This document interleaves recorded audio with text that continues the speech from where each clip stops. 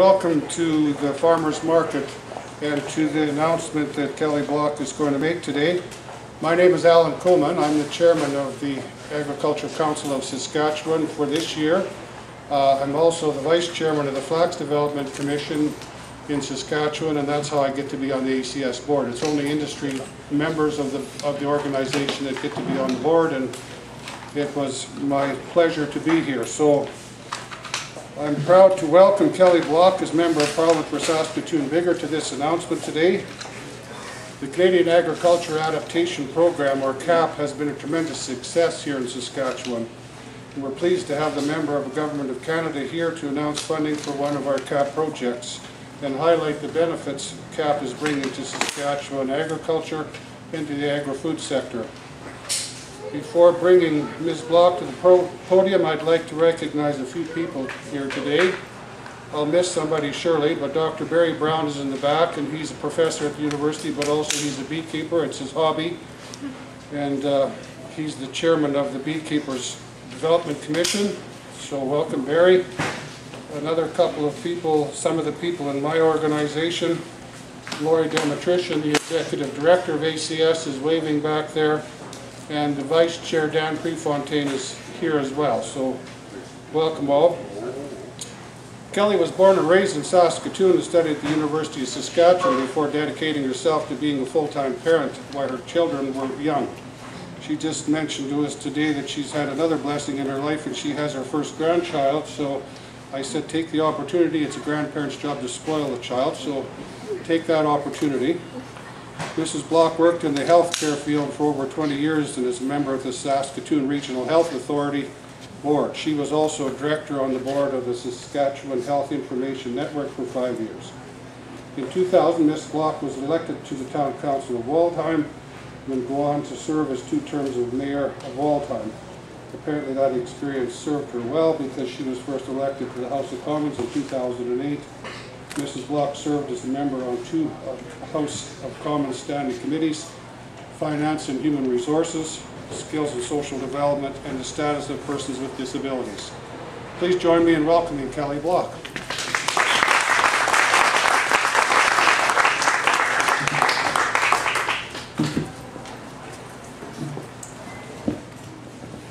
Well, good morning, everyone, and thank you so much for that very kind invitation. I am a little distracted, a grandbaby that arrived on Friday, and we are very proud to be grandparents.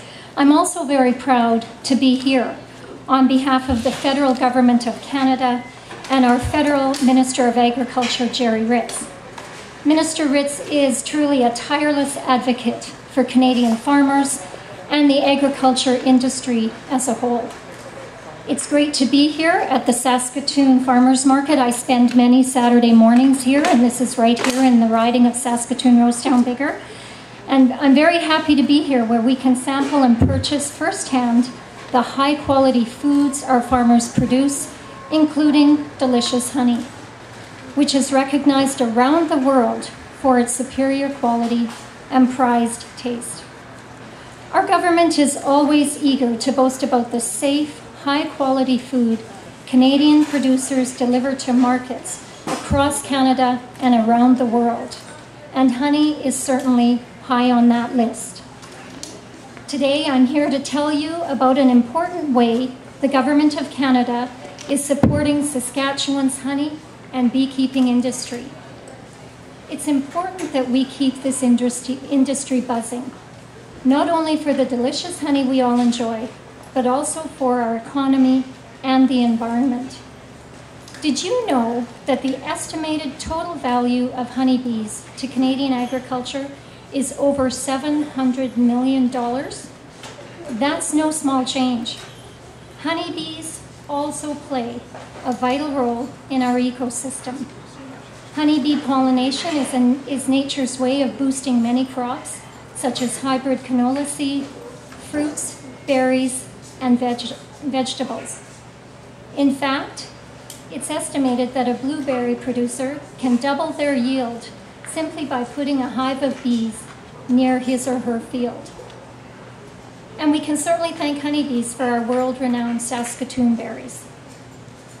Canada's as beekeepers, bring tremendous benefits to agriculture and our economy, as I already mentioned. They are leaders in honey production, delivering twice the yield per bee colony compared to the world average. Despite these successes and opportunities, however, beekeepers face some very significant challenges. Over the past 4 years, Canadian beekeepers have been losing high numbers of honeybee colonies. Many of these losses are due to pests and disease, pest resistance to treatment methods, and increased demand on honeybee colonies to provide pollination services. Some of these losses may also be due to the changing climate conditions in various regions. Our government is committed to helping this industry stay vibrant. We want to help find solutions to declining honeybee populations so that our beekeepers can continue to thrive. When farmers succeed, we all benefit, including the economy. And this brings me to today's announcement. Today, I'm very pleased to announce that the Government of Canada is investing approximately $370,000 to help Saskatchewan beekeepers secure sustainable honey harvests and provide essential pollination services to the fruit and vegetable industry. This project will evaluate existing disease controls methods and adapt them to suit Saskatchewan-specific climatic conditions and beekeeping seasons. Funds will be provided under the Canadian Agricultural Adaptation Program and delivered by the Agriculture Council of Saskatchewan. I'd like to thank the Saskatchewan Beekeepers Association and local honey producers for their leadership in this project. Ensuring a more profitable and sustainable future for the bee industry will benefit farmers, industry, and the ecosystem, not to mention helping to ensure a steady supply of delicious honey to consumers. Ladies and gentlemen, I'm pleased to be part of a government that always puts farmers first. I invite everyone to visit the many produce tables here at the market and to support your local farmers. Thanks so much for being here, and I hope you have a great day.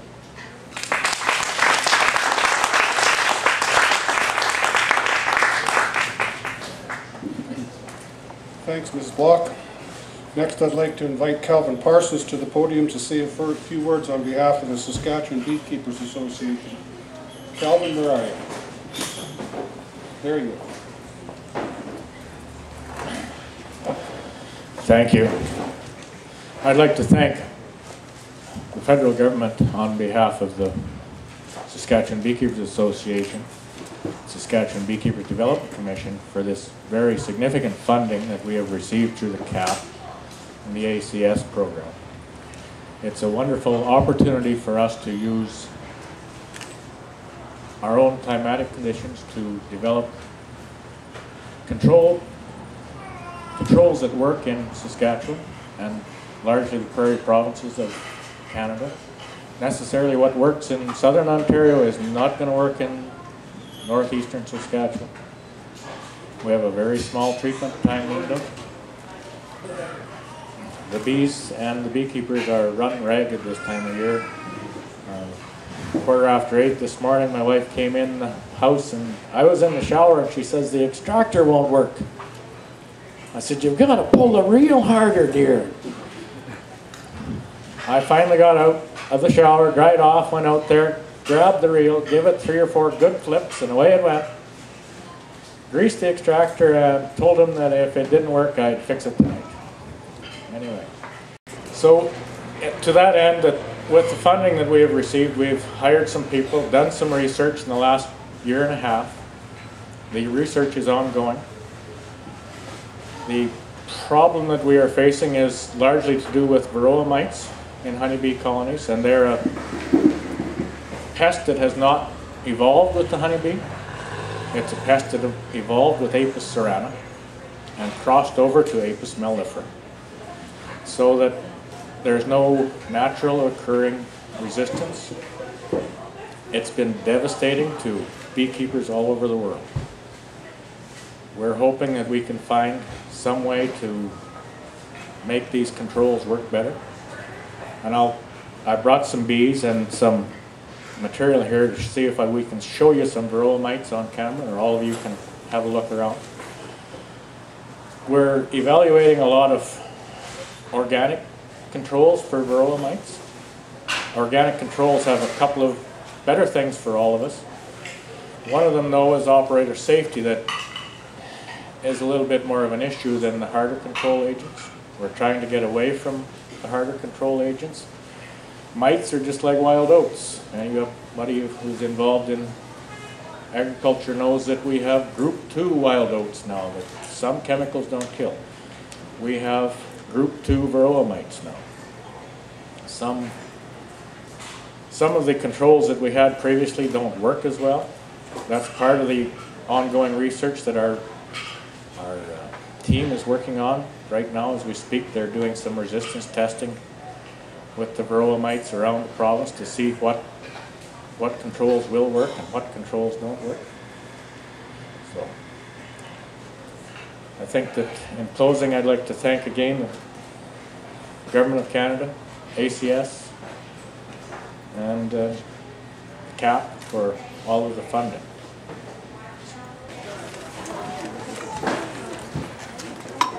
Okay, so the varroa mite parasitizes the honeybee. It gets underneath the segments of the abdomen, or in between the abdomen and the thorax, the head and the thorax. And here's one of the little beggars here. Now, if that was you or I, that would be equivalent to having an 8-inch dinner plate parasites on our body.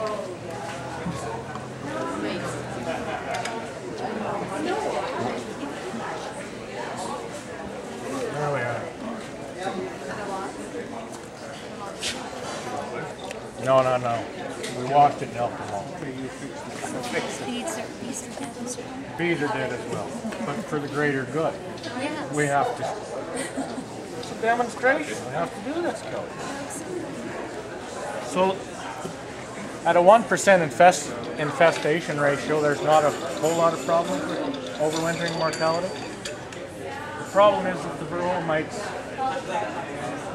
increase geometrically in population, and they only take 10 to 12 days to reproduce.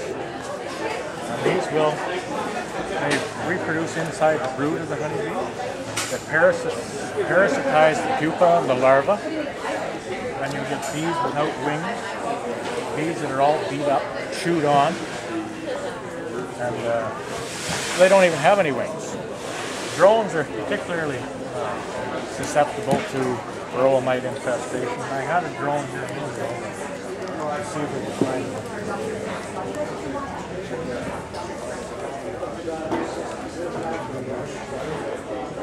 No? I hope we don't find the queen. So that's a drone. You can see the difference in the size. The drone brood takes 24 days to mature, and that's why the varroa mite finds that brood more attractive to reproduce.